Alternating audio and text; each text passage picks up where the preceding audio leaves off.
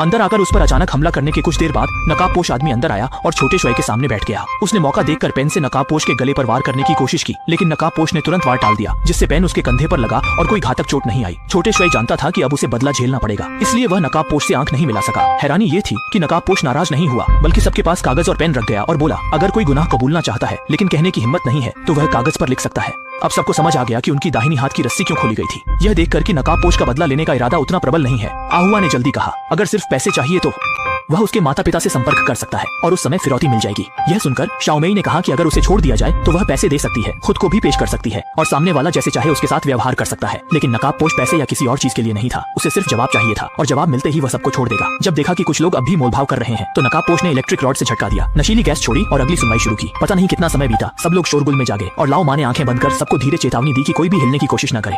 हर बार जैसे ही वे जागते हैं, नकाबपोश कमरे में आकर फैसला सुनाता है। लाओ माँ की सलाह पर सबने सोने का नाटक जारी रखने का फैसला किया ताकि समय खींचा जा सके और कमरे में शोरगुल का फायदा उठाकर भागने की तरकीब सोची जा सके।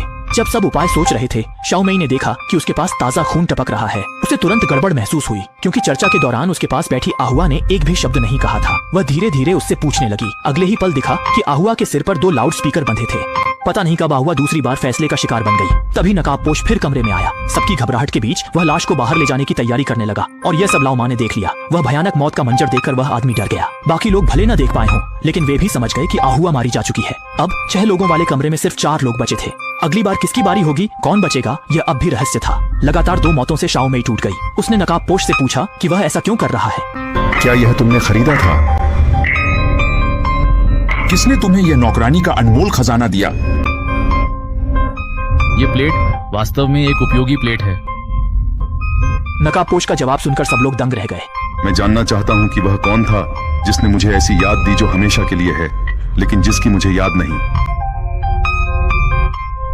लाओ माँ ने नकाबपोश देखा। संकेत मिलने के बाद उसने जल्दी से पूछा कि क्या कुछ और सुराग मिल सकते हैं, लेकिन नकाबपोश ने कोई ध्यान नहीं दिया और सीधे चला गया। अगले ही पल धुआं फिर से छिड़क दिया गया। उन्हें बेहोश होने से पहले अपनी सबसे बड़ी पापपूर्ण हरकत लिखनी थी, वरना एक और व्यक्ति की जान चली जाएगी। पलक झपकते ही वे फिर से बेहोशी से जाग उठे। इस बार नकाबपोश ने उनकी नजरें रोकने वाली लोहे की प्लेट हटा दी। अब सभी ने अपने चारों ओर की स्थिति साफ देख ली, लेकिन सिर्फ शाओमेई एक अपवाद थी। इस समय उसके मुंह में सिगरेटें ठूंस दी गई थीं और उन्हें स्थिर रखने के लिए चारों ओर मजबूत गोंद भी लगा दी गई थी। बस देखा कि नकाबपोश शांत भाव से उसके सामने बैठ गया। इसके बाद उसने लाइटर निकाला और सारी सिगरेटें जला दी। भारी धुआं पल में फेफड़ों तक भर गया। उसकी सांस लेना मुश्किल हो गया और चेहरा दर्द से विकृत होने लगा। औरत के मुंह में हुआजी सिगरेटें ठूंस दी गई थीं। कातिल ने सारी सिगरेटें जला दी, जिससे धुआं उसके मुंह में भर गया और सांसें तेज हो गईं। कोई हैरानी नहीं, नकाबपोश आदमी की निगरानी में औरत कुछ देर में दम घुटने से मर गई। अब बाकी लोगों के पास ज्यादा समय नहीं था। नशीला धुआं फिर कमरे में भर गया और तीनों ने अपनी गलतियों को कबूलने की होड़ शुरू कर दी। जब वे जागे,